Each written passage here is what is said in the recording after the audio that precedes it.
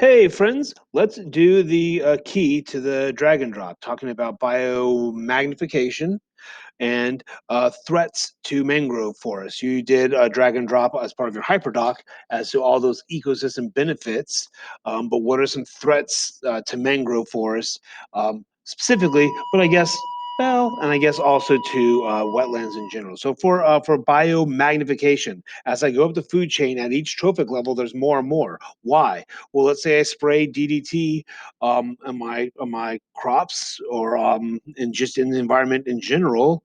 I'll start off with like 3 thousandths of a DDT in parts per million. So in the environment, there's not so much, but the problem is these are forever chemicals. They're now starting to be called. They are persistent organic uh, pollutants. So they will bioaccumulate in your body and they will biomagnify the food chain. So now, as a tenfold increase, the phytoplankton will have 0.04 parts per million, still a very small level. They're so toxic, though, it'll actually kill them.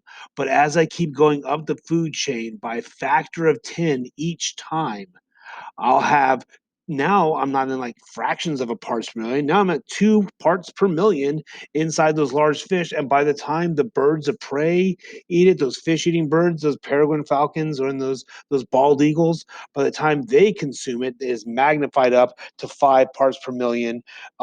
And so the toxin is increasing as I go up the food chain.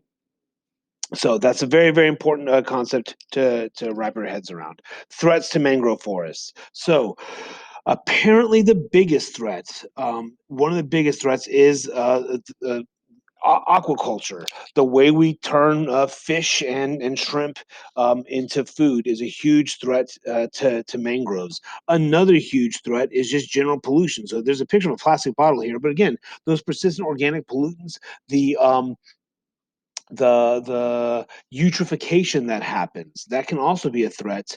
And eutrophication is caused by those farmers in the heartland.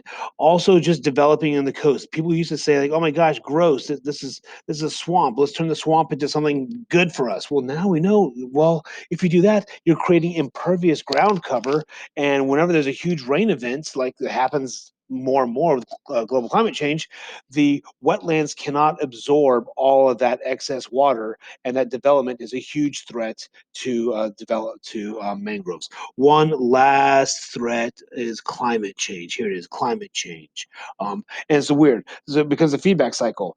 The mangroves and the wetlands, they absorb a lot of carbon. They're carbon sinks.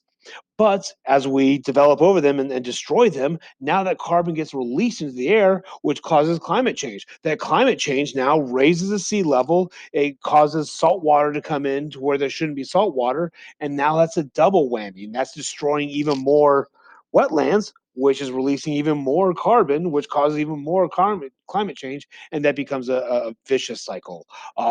Acid acidification is a real thing.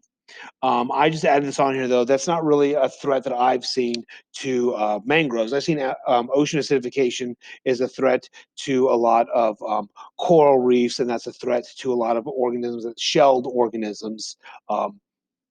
In the ocean.